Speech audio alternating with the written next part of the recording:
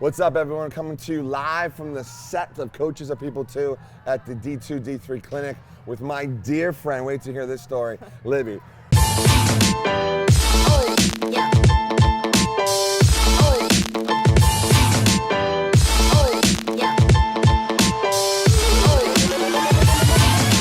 We first met way back. I'm not sure which REVevent it actually was, but I grew up in New England. I played for Northeastern Lacrosse, so my teammates and I, we would come to all these events together. So I did the D2, D3 Showcase. I did the Top 215 camp in the summer. We went to the Rise tournament, hung out at the DJ tent. So we actually saw each other a lot back when I was a recruit. Crazy. So let's tell them, where did you go to school? High school, then college? I went to Stonington High School in Stonington, Connecticut, and then I played 4 years at the College of New Jersey in Trenton, New Jersey. All right, so a bunch of questions. You ready? Let's go. Why coaching? Because I love lacrosse. I think it's kind of funny I say I got into coaching because I couldn't write a cover letter for a biology job. I was like, I just felt like everything I was kind of lying about why I loved it, but you tell me to write about why I like playing lacrosse and it was the easiest page I ever wrote. It's just like innate, right? Yeah. It's what you're supposed to do. Okay, so if you could go talk to your old self in high school, what would you tell her? If I could talk to my old self, I would probably tell myself to be more confident and take more risks early. Wait, I'm cutting you off. You say this, but this was the player back in the day, the only player I've ever met in 2 decades, still today, would wear Converse shoes, right? Were they like red? What were they? Yeah, red Converse. And every coach in the country that were at our events were like, who's that kid? She's cool. So that wasn't confident? Talk to me about that. Well, I'd say taking more risks on the field Fair and enough. In the classroom, in my personal life. People talk about it now, get outside your comfort zone. If you stay in that comfort zone, you're never going to grow. And I think for a long time I was in that comfort zone and I could have pushed myself to be a better player and a better student earlier on if I had that same mentality I do now. So they push the uncomfortable, push those limits. You should always be uncomfortable. Always be uncomfortable, yes. Oh, here we go. College, what would you tell yourself in college? College, not really sure. I would just say enjoy it. It goes by so fast. If I could go back and start preseason all over again, I would do it and just live in preseason so I could practice with my team again. But you show up freshman year and first season goes by in the blink of an eye, sophomore and junior year, I got a handle on this. And then before you know it, you're going to your first game and your first practice. I'm getting emotional. Yeah, yes. It's really hard, and I still get really sad when I think about never having that team again. So when you sleep, have you ever dreamt about playing, or you were actually back there? Yes. And you wake up, what does that feel like when you wake up and you realize, wait, I'm done?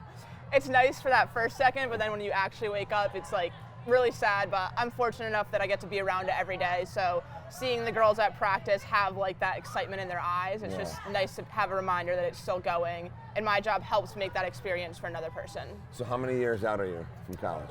Not to date you. 2. And so you went from college, and then where did you go? I started right at Trinity. It was my first job after college. And how's it going? It's been great so far. I'm assistant for field hockey and lacrosse, so I have 2 great mentors to learn from there. That's great. What's the hardest part of the lacrosse side? I'd say the hardest part is not getting too emotionally invested because you can't control what's going on the field anymore.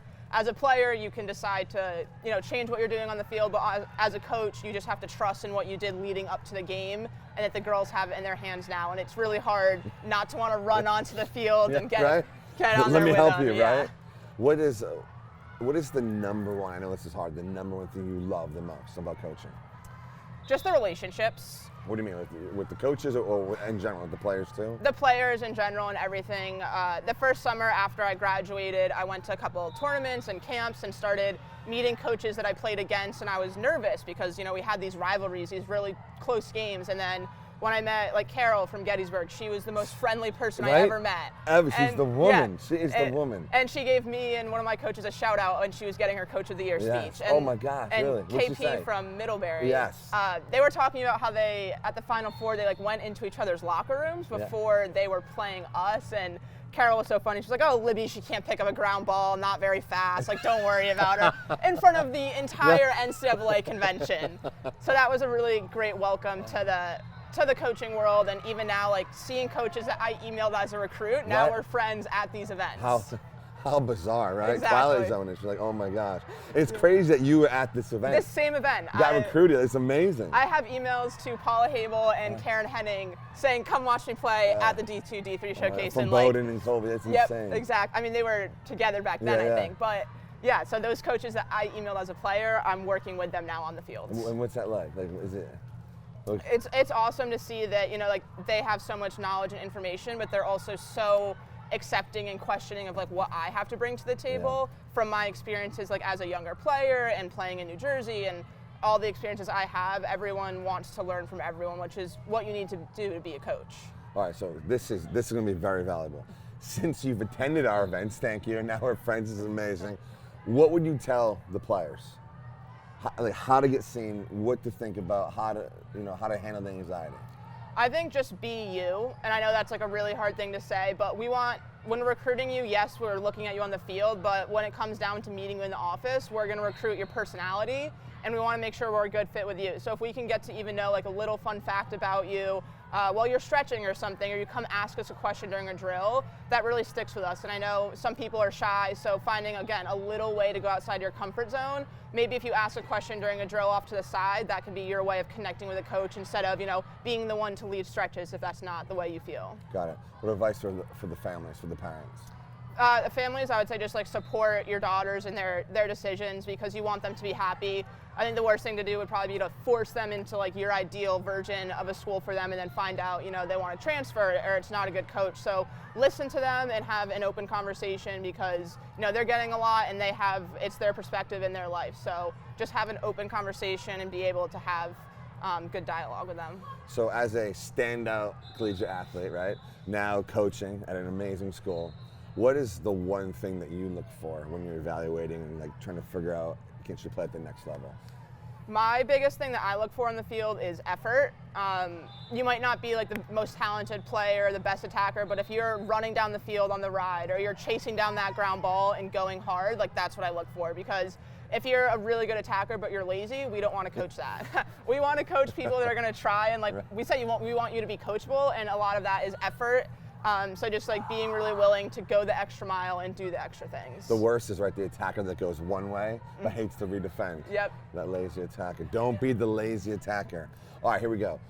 You're doing the fall field hockey, lax all the time as well, working winter events here, summer events. You do summer events with field hockey as well? A few, not as many though. So they're all laxed out. Yeah. So what do you do for me? Like what's me time, like, right? Me time, I really like to be outdoors, like go hiking and exercising. So it's a little hard in the winter. I just got shoulder surgery, so I was going to do a bunch of ski trips and stuff, but I got to take it easy. Whenever I go down to tournaments, I try to find like a nice hike to do when I get there the night before, explore the local area. Wow. So I've never heard that. Really? Yeah, I've never heard a coach say I go hiking before the event. That's amazing. Because I don't want to hit that rush hour Friday afternoon traffic. So I leave at like 8:30 in the morning, get there at 2, check in, go on a hike, and then grab some dinner. Good. Favorite movie? Ooh, favorite movie. I think I already answered this one, but right now I'll have to say Prefontaine. Yes. Favorite band? The Maine. Why? It's just like my high school band, the nice boy band. Yeah, so I love it. If you're not doing lacrosse, obviously you're hiking. What else are you doing? I'm also getting my master's at Trinity right now, so that's keeping me pretty busy for now. So hopefully I'll have more free time at my next job. That's great. I'm in awe of your success. It's really cool. Thank you. Your energy is amazing, and obviously all these kids love you. You know that, right? Yeah. Like you can relate. You're hip, but it's the vibe, it's the energy that we always talk about. And I think I got that like from coming to all these events because I remember like you promoting that like. Top 215, I saw you do it here. Like, turn around, introduce yourself to someone, ask them 3 questions, and then you call on a random kid. What's her name? Where is she from? Exactly. Yeah, loosen up. Like, have a presence, right? Be you. It's interesting as we sit here and have these conversations with coaches. Everyone says like, "Who are you? Be you. Be you." And I think a lot of the recruits are like, "Wait, what? You don't want me to run full speed or rip G's? I have to be me." Isn't that interesting? Yeah. You were always you, and I think that's why you stood out at these events. You're so great. Thank you for sitting down. Thanks, yeah. Thank you for watching another episode